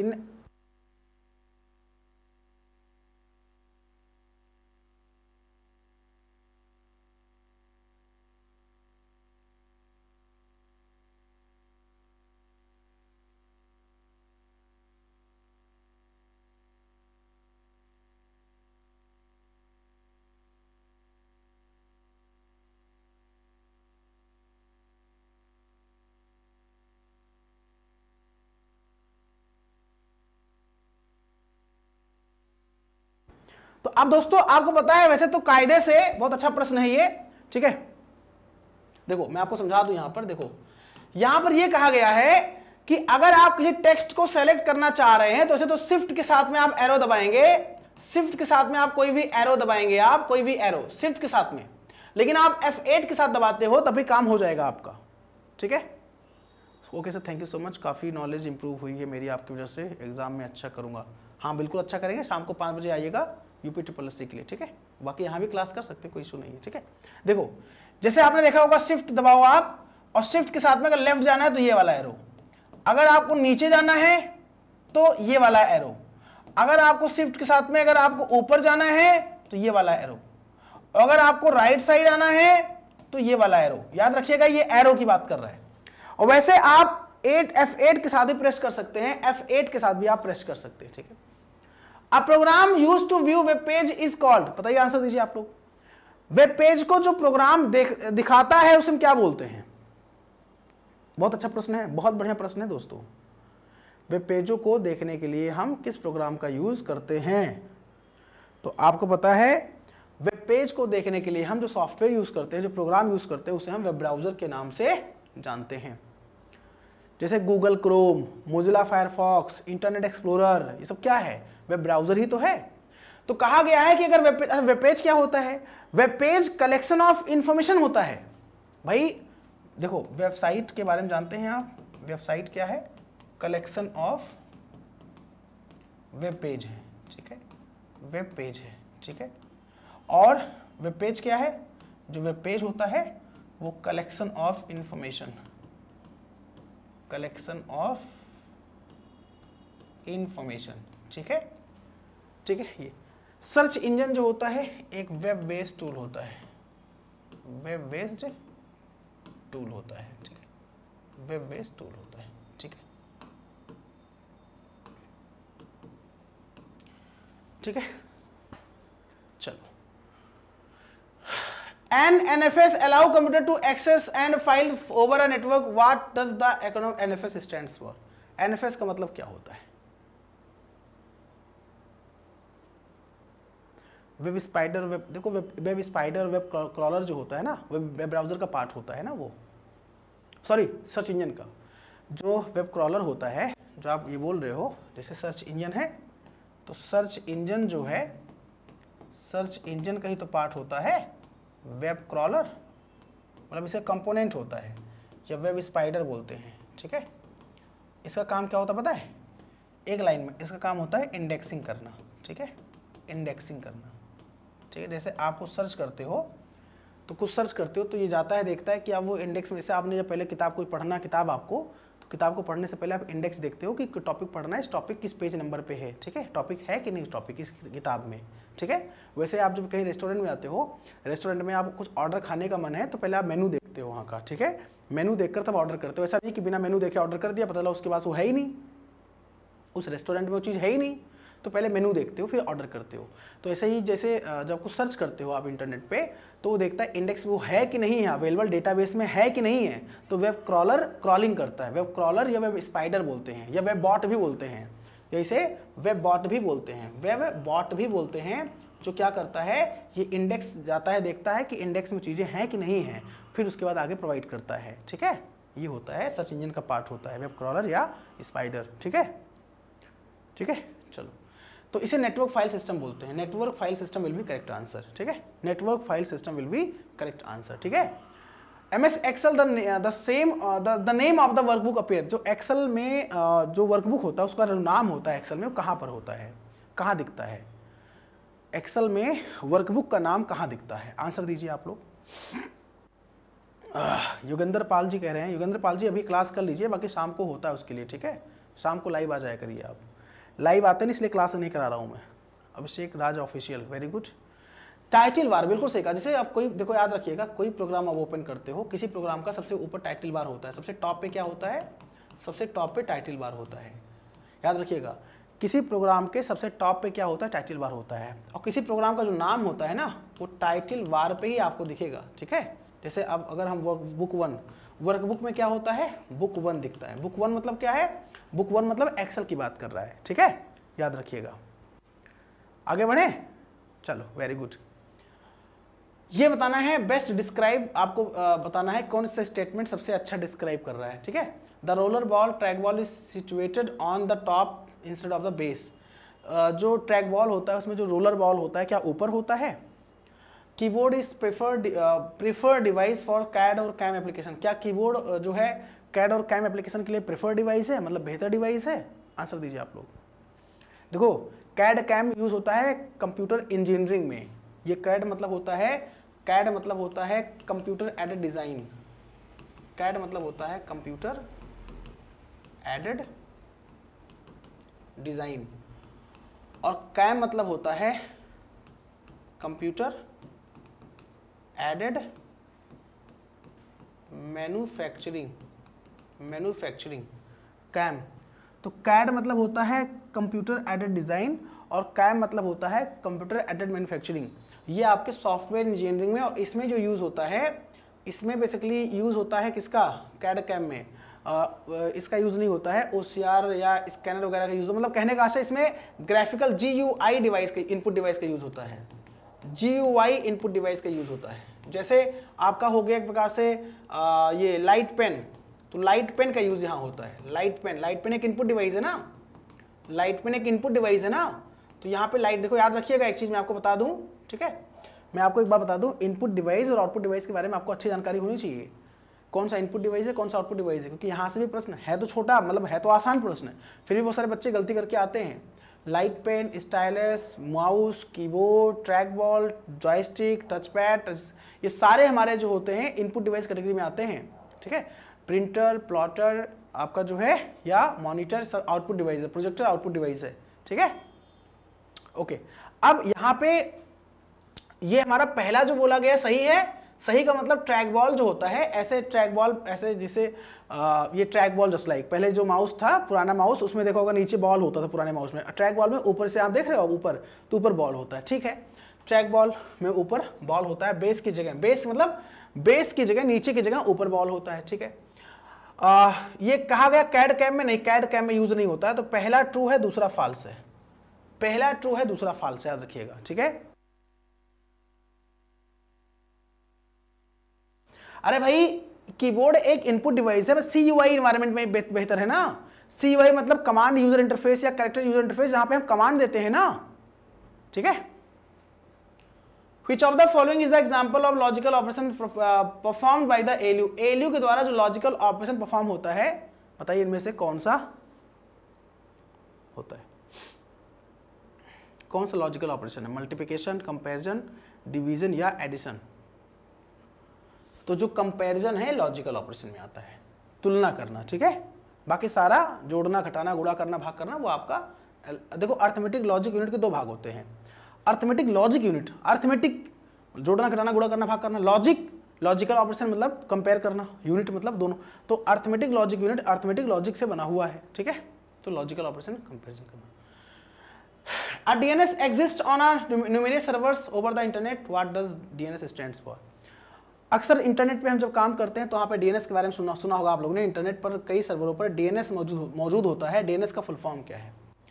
Internet पर जो सर्वर है उस पर DNS मौजूद होता है। DNS का मतलब होता है domain name system. Domain name server है, डोमेन नेम सिस्टम।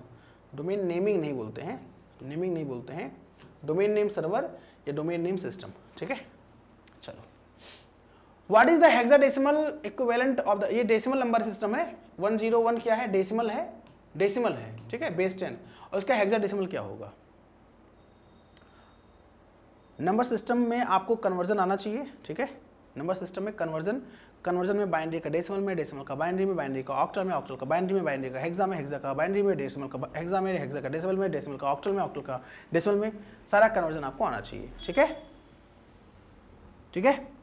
चलो मैं एक्सप्लेन करता हूँ। देखो, अगर 101 यानी हमें किस में करना है, 101 जो है हमारा ये डेसिमल है, इसे हमें कन्वर्ट करना है हेक्साडेसिमल में। ठीक है, तो कैसे करते हैं हेक्साडेसिमल में कन्वर्जन, बताइए आप मुझे।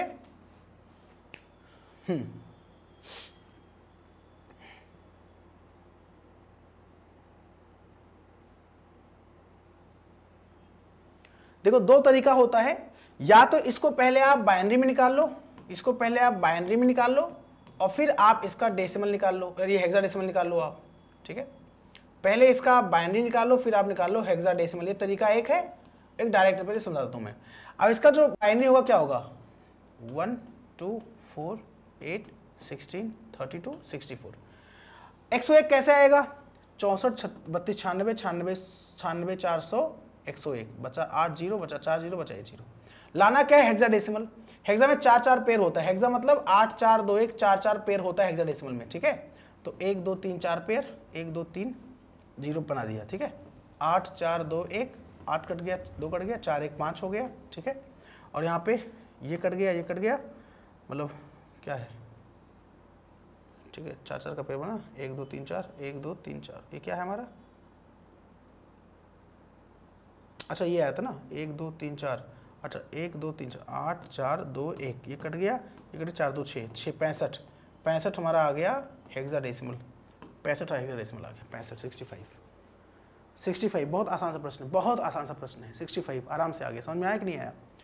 तो इसके लिए आपको एक काम करना पड़ेगा, एक कन्वर्जन मेरा क्लास है यूट्यूब पर। ठीक है, आप मुझे टेलीग्राम पे मैसेज में आपको भेज दूंगा एक लिंक, आप लोग ना अभी मैं आपको टेलीग्राम पे लिंक भेज दूंगा, चूंकि उतना समय तो आपके पास है नहीं, मैं एक लिंक भेज दूंगा, ये मेरा टेलीग्राम ज्वाइन कर लीजिएगा आप लोग। फिर से रिपीट कर रहा हूँ, ज्वाइन कर लीजिए आप लोग, अभी सर्च करिए चाहे तो, अभी आप क्लास कर रहे हैं, ये टेलीग्राम का नाम है, सर्च करेंगे आप धीरेन्द्र सर ऑफिशियल। ठीक है, ये मैं एक काम कर रहा हूँ, मैं टेलीग्राम का लिंक भेज दे रहा हूँ यहाँ पे। ठीक है, फायदा क्या होगा, अभी मैं जब उस ये क्लास का मैं लिंक भेज दूंगा आपको नंबर सिस्टम का, तो नंबर सिस्टम आप लोग पूरा देख लीजिएगा, पूरा मैंने समझाया है। ठीक है, तो मज़ा आ जाएगा और आप आराम से जो है सीख जाएंगे, समय आपके पास है नहीं। ठीक है, तो आप एक काम करिए, ये मेरा टेलीग्राम चैनल ज्वाइन कर लीजिए। ठीक है, ये मैं लिंक भेज दे रहा हूँ, सभी लोग ज्वाइन कर लीजिएगा, PDF भी दे दूंगा वहाँ पे मैं, ये मैं लिंक भेज रहा हूँ। ठीक है, देखिए लाइव लिंक भेज रहा हूँ मैं, लाइव टेलीग्राम चैनल को ज्वाइन करने के लिए इस लिंक पर क्लिक करें, चैनल को। ठीक है, इस लिंक पे क्लिक करें, ये मैंने जहाँ पे आप क्लास कर रहे हो कमेंट बॉक्स में भेज दिया है। ठीक है, कमेंट बॉक्स में भेज दिया है और उसके बाद आप मैंने पिन कर दिया है। ठीक है, मैंने पिन कर दिया है, मैं फिर से रिपीट कर दूँ, इस चैनल को आप ज्वाइन कर लें टेलीग्राम को। फ़ायदा क्या होगा, फ़ायदा ये होगा कि अभी मैं उस क्लास का लिंक भेज दूंगा नंबर सिस्टम का। अगर आपको नंबर सिस्टम नहीं आता है, आप बिल्कुल गधे हैं नंबर सिस्टम में, एग्जाम मान लीजिए अपने आपको नंबर सिस्टम में यदि आप एकदम गधे हैं, कुछ भी नहीं आता है, लील बेटा सन्नाटा आप हैं, मैं गारंटी देता हूँ उस क्लास को देखिएगा, नंबर सिस्टम के जो मैं भेजूंगा आपको लिंक, 100% पूरा कॉन्सेप्ट क्लियर हो जाएगा आपका। ठीक है, बाकी PDF तो भेजूंगा मैं आपको, ये नंबर सिस्टम मैंने समझाया पूरा डिटेल में। ठीक है, चलो आगे बढ़ता हूँ। In MS Word, a page break place the text beyond the cursor point at the text. Next, MS Word में एक पेज ब्रेक टेक्स्ट को कर्सर बिंदु से आगे अगले स्थान पर रखता है। इसका आंसर दीजिए आप लोग, इसका आंसर दीजिए सभी लोग, बहुत प्यारा सा प्रश्न है, बहुत प्यारा सा प्रश्न है। ठीक है, In MS Word, a page break places the text beyond the cursor point at the to the next.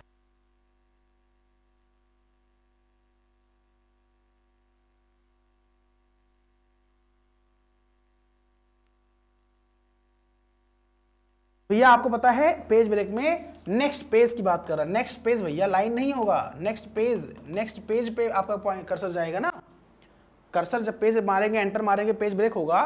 Page break करने का शॉर्टकट की बता दूं मैं, पेज ब्रेक करने का शॉर्टकट की क्या होता है, Ctrl+Enter होता है, Ctrl+Enter पेज ब्रेक करने का शॉर्टकट की होता है, याद रखिएगा। Ctrl+Enter जो होता है पेज ब्रेक करने का शॉर्टकट की होता है। ठीक है, with respect to the magnetic tape which of the following equations is correct. जैसे जो स्टोरेज डिवाइस होता है ना, तो स्टोरेज डिवाइस में एक फार्मूला चलता है कि वो कितना स्टोर कर रहा है डेटा, कैसे स्टोर कर रहा है। तो वैसे ही मैग्नेटिक टेप पहले यूज होता था स्टोरेज डिवाइस के रूप में, ठीक है। ये मैंने पढ़ाया था आपको। मैग्नेटिक टेप जो है ये एक सीक्वेंशियल एक्सेस स्टोरेज डिवाइस है, SASD। अगर आपसे पूछा जाए SASD किसका एग्जाम्पल है, तो SASD जो है मैग्नेटिक टेप का एग्जाम्पल है, सीक्वेंशियल एक्सेस स्टोरेज डिवाइस। उसने कहा है कि चुंबकीय टेप में इसके संबंध में इनमें से कौन सा समीकरण सही है। तो स्टोरेज जो कैपेसिटी होती है वो डेटा रिकॉर्डिंग डेंसिटी और उसकी लेंथ के बराबर होती है, ठीक है। बहुत इंपॉर्टेंट, अच्छा क्वेश्चन है, इंपॉर्टेंट क्वेश्चन है कि भंडारण क्षमता किसके बराबर होती है, डेटा रिकॉर्डिंग घनत्व और लंबाई को आप मल्टीप्लाई करोगे तो निकल के आएगा storage capacity. The number of electrical paths used to carry data in a system bus is called. इसका आंसर दीजिए आप लोग, इसका आंसर दीजिए। बहुत अच्छा प्रश्न है, सभी लोग इसका आंसर दीजिएगा, ठीक है। बहुत अच्छा प्रश्न है। The number of electrical paths used to carry data in a system is bus is called.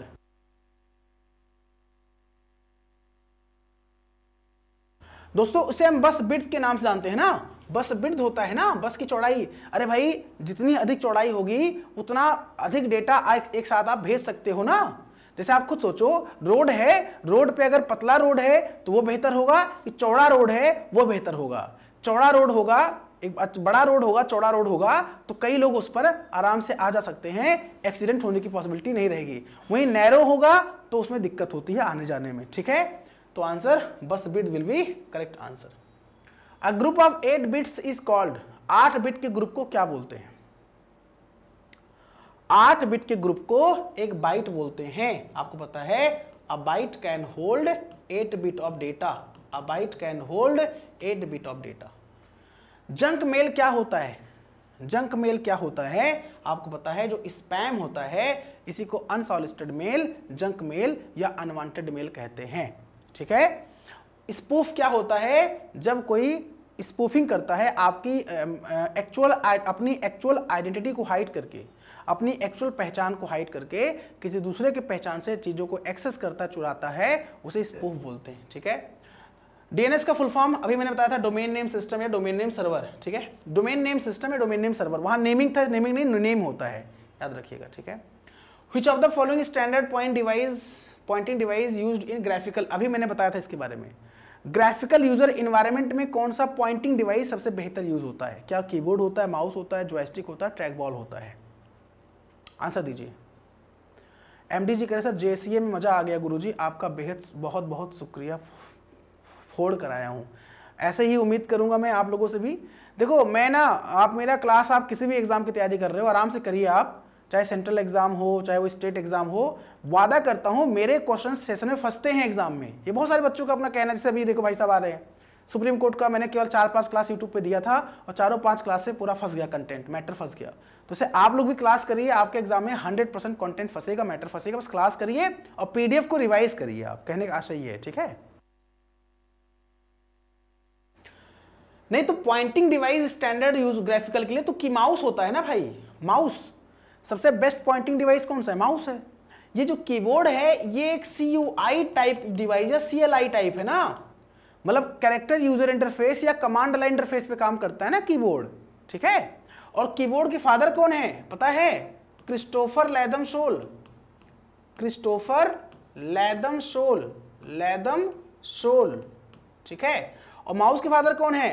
Sir Douglas Engelbart, Douglas Engelbart, ठीक है। ये ध्यान दीजिएगा। It is a free social networking websites that allow registered users to create profiles, upload photos and videos and sends message and stay in touch with the family friends. बहुत प्यारा सा प्रश्न है, तो आसान सा प्रश्न है। Facebook will be correct answer. Facebook अगर आप लोग यूज करते हो, मुझे जाके सर्च कर लीजिएगा धीरेन्द्र प्रताप सिंह। धीरेन्द्र प्रताप सिंह सर्च करोगे मेरा आईडी मिल जाएगा, ठीक है। ब्लू टिक होगा धीरेन्द्र प्रताप सिंह नाम से, ठीक है। चलो, every web documents has a unique address which is called.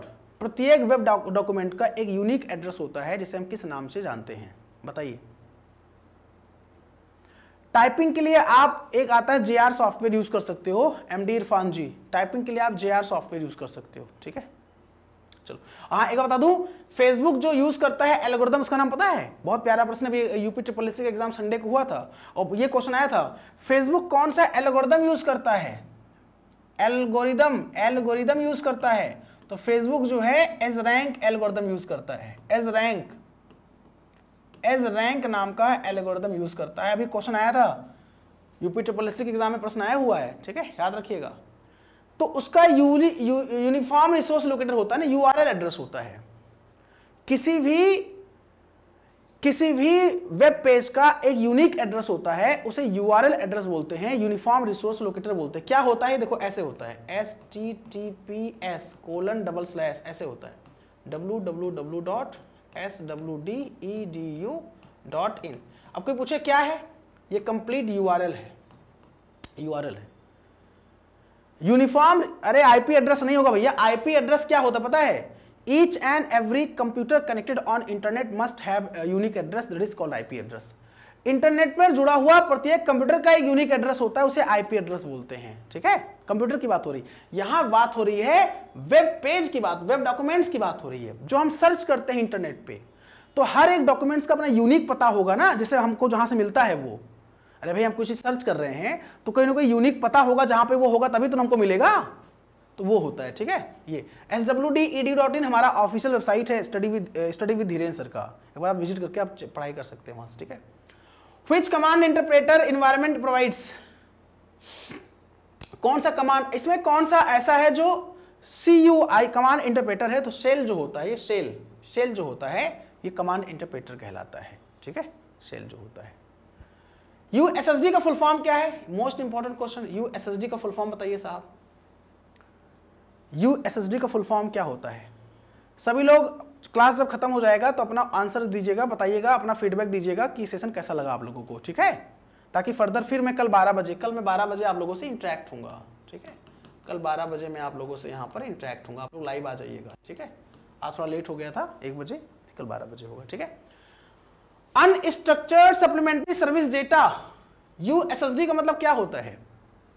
USSD का मतलब होता है unstructured supplementary service data, USSD, ठीक है, unstructured service supplementary service data can be restarted using special external tools. मतलब अगर हमें उसे रीस्टार्ट करना है तो एक स्पेशल टूल का प्रयोग करके रीस्टार्ट कर सकते हैं। तो आंसर PROM हो जाता है, प्रोग्रामेबल रीड ओनली मेमोरी। ये क्या होता है साहब? प्रोग्रामेबल रीड ओनली मेमोरी जो है ना, PROM, programmable read only memory, की हम इसमें कुछ स्टोर करते हैं तो हमसे क्या कर सकते हैं, बाहरी उपकरणों का प्रयोग करके हम फिर से शुरू कर सकते हैं। याद रखिएगा, बहुत अच्छा क्वेश्चन यहां से बनता है हमारे एग्जाम में, ठीक है। चलिए, कोई दिक्कत तो नहीं है, बताइए मुझे।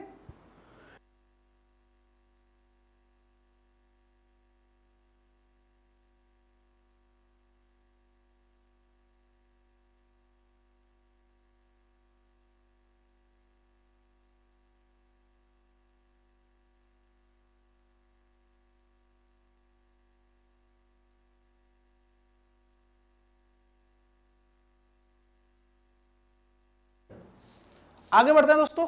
नहीं रैम तो क्या बोल, रैम तो किसी स्पेशल टूल की आवश्यकता नहीं होती भाई रैम में। रैम तो रैंडम एक्सेस मेमोरी है ना भाई, लिखा गायब।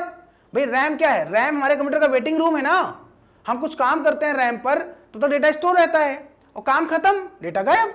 सिस्टम अगर आपका ऑफ हुआ, लाइट बंद हुई तो गायब सिस्टम, डेटा, है ना, ये चीज होता है। The number of links in a fully connected mesh topology network of nodes is, n node है, n नोड में पूर्ण रूप से जुड़े मेश टोपोलॉजी की कड़ियों की संख्या बताइए, क्या कैसे क्या होता है। ये आपको हो सकता है ना पता हो, बहुत बहुत बेहतरीन वो टेक्निकल क्वेश्चन है। देखो टोपोलॉजी पढ़ा है आप लोगों ने, टोपोलॉजी इंटरनेट में एक टॉपिक है topology. Topology is a physically और logically layout of network. Topology क्या होता है? Physically logically layout of network होता है, ठीक है। जैसे mesh topology, bus topology, star topology, hub जो है ट्री टोपोलॉजी, बहुत से टोपोलॉजी होते हैं। तो इसमें मैं आपको बता दूं, मेश टोपोलॉजी ये होता है, मेश टोपोलॉजी एग्जैक्टली ये होता है। बस टोपोलॉजी, रिंग टोपोलॉजी में स्टार, ये हमारा मेश टोपोलॉजी होता है। इसका मतलब कितने सिस्टम है? 4 है, n नोड की संख्या 4 है। मेश टोपोलॉजी मतलब each and every computer connected with each other. Each and computer मतलब नोड, यहां पे टोपोलॉजी में कंप्यूटर को नोड बोल देते हैं, NODE नोड, कंफ्यूज मत होना आप लोग, ठीक है। तो टोपोलॉजी में, अब मेश टोपोलॉजी, तो आप पूछ रहे हैं कितने सिस्टम आपस में इंटरकनेक्टेड हैं, कितने लिंक बने हुए हैं, कितने लिंक एस्टैब्लिश जो है बने हुए हैं इन टोपोलॉजी में। तब हो गए सर आप 1 2 3 4 5 6 काउंट करोगे आप, अरे भाई 1 2 3 4 5 6, और ऐसे क्या करोगे n-1 डिवाइड बाई 2, तो n की संख्या 4 है, 4 माइनस 1 डिवाइड बाई 2, 2 दूना 4, 4 में से 1 गए, 2 दूना 4 ना, और 4 में से 1 कितना हो जाएगा आपका 3, 3 दुनिया 6, 3 हो जाएगा ना, 2 गुणे 3 6, तो आंसर 6 वैसे भी आ गया।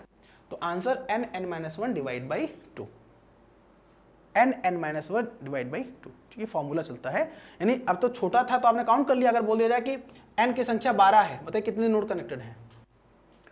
मेश टोपोलॉजी में नोड की संख्या 12 है, 12 है 12 है, बताइए कितने नोड आपस में इंटरकनेक्टेड हैं। तो आप कुछ मत करिए, बनाइए मत आप कहिए सर 12 डिवाइड बाई 1 2 2 छंग 12, 11 छक्का 66, आंसर 66, ठीक है।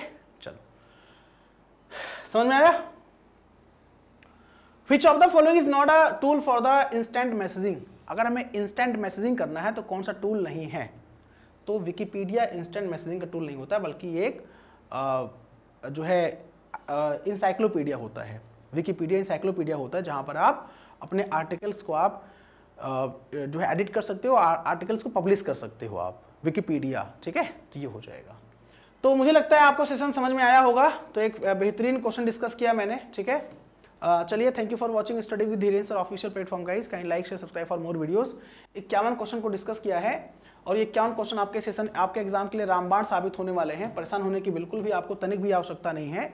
मैं फिर से रिपीट कर दूं, यदि आप गवर्नमेंट एग्जाम की तैयारी कर रहे हैं, IBPS RRB PO क्लर्क की तैयारी कर रहे हैं, SSC CGL SSC CHSL की तैयारी कर रहे हैं, NVS KVS EMRS के एग्जाम की तैयारी कर रहे हैं, सुप्रीम कोर्ट ऑफ इंडिया या CBSE में जो जूनियर असिस्टेंट या सुपरिटेंडेंट की जो पोस्ट है, या junior court assistant supreme court में पोस्ट, बहुत सारे वैकेंसीज हैं, उनकी तैयारी कर रहे हैं, तो इसके लिए सबसे बेहतरीन कोर्स है study with Dhirendra sir app.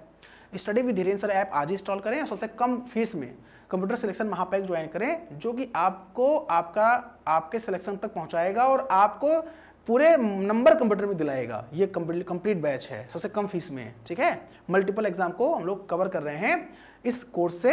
इसका नाम है कंप्यूटर सिलेक्शन का महापैक। तो study with Dhirendra sir app install करिए और आज इस कोर्स को ज्वाइन करिए। इसका PDF कहाँ मिलेगा, जो मेरा टेलीग्राम चैनल है धीरेन्द्र सर ऑफिशियल, वहाँ मिल जाएगा, और ये मैंने लिंक टेलीग्राम कमेंट बॉक्स में पिन कर दिया है। तो कमेंट बॉक्स में लिंक को पिन किया है, उस पर क्लिक करिए और आराम से आप जो है क्या करिए, हमारे टेलीग्राम को ज्वाइन करके PDF को प्राप्त करिए। और अभी मैं भेज दूंगा वो लेक्चर जो मैंने बोला था, उस लेक्चर को भी अटेंड कर लीजिएगा आप लोग, ठीक है। ओके,